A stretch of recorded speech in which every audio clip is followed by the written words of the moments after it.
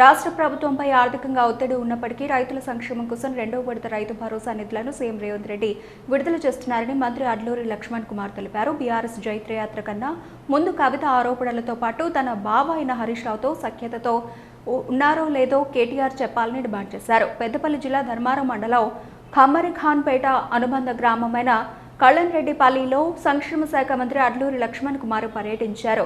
మొదటిసారి గ్రామానికి వచ్చిన ఆయనకు గ్రామస్తులు ఘన స్వాగతం పలికారు.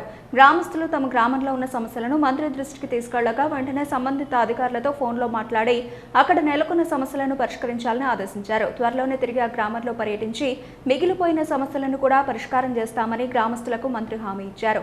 ఈ సందర్భంగా మంత్రి అడ్లూరి మీడియాతో మాట్లాడుతూ కాంగ్రెస్ ప్రభుత్వం ఇచ్చిన 6 గ్యారంటీ పథకాల్లో 4 పథకాలు అమలవుతున్నాయని మిగిలిపోయిన 2 పథకాలను త్వరలోనే అమలు చేస్తామని ప్రకటించారు. ప్రభుత్వానికి ఆర్థికంగా ఎన్ని ఇబ్బందులు ఉన్నా పథకాల అమలు కోసం తమ ప్రభుత్వం పనిచేస్తుందని స్పష్టం చేశారు.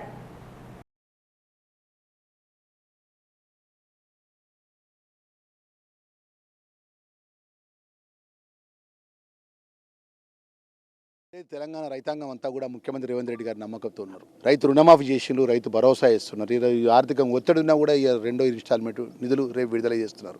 ఇంకా మిగిలిపోయిన పనులు ఏదైతే 6 గ్యారంటీ పథకాల లోపల 4 గ్యారంటీ పథకాలు అమలు, ఇంకా 2 గ్యారంటీ పథకాలను 2000 పెంచి 4000 చేయాలి.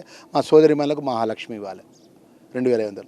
అవి కూడా సాధ్యమైనంత వరకు ఆ దేవుడి దయతోని తెలంగాణ ప్రజల ఆశీర్వాదంతో గౌరవ ముఖ్యమంత్రి గారు ఇచ్చిన మాట అమలు చేస్తారన్న విషయాన్ని ఈ ప్రాంత ధర్మపురి శాసనసభ్యుడిగా మంత్రిగా యావత్ తెలంగాణ ప్రజానికి మనవి చేస్తున్నాం.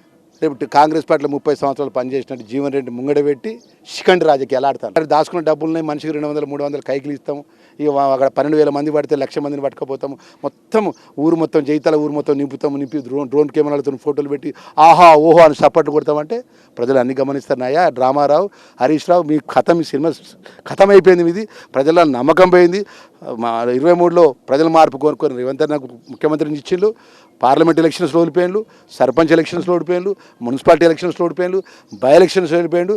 రాబోయే 29లో కూడా తెలంగాణ ప్రజలకు ముఖ్యమంత్రి రేవంత్ రెడ్డి గారు ఇచ్చిన మాట అమలు చేస్తే మళ్ళీ రెండోసారి కూడా ముఖ్యమంత్రిగా రేవంత్ అన్న అవుతాడన్న విషయాన్ని తెలంగాణ ప్రజలకు పక్షాన ఇలా డ్రామారావుకి నేను చెప్తాను.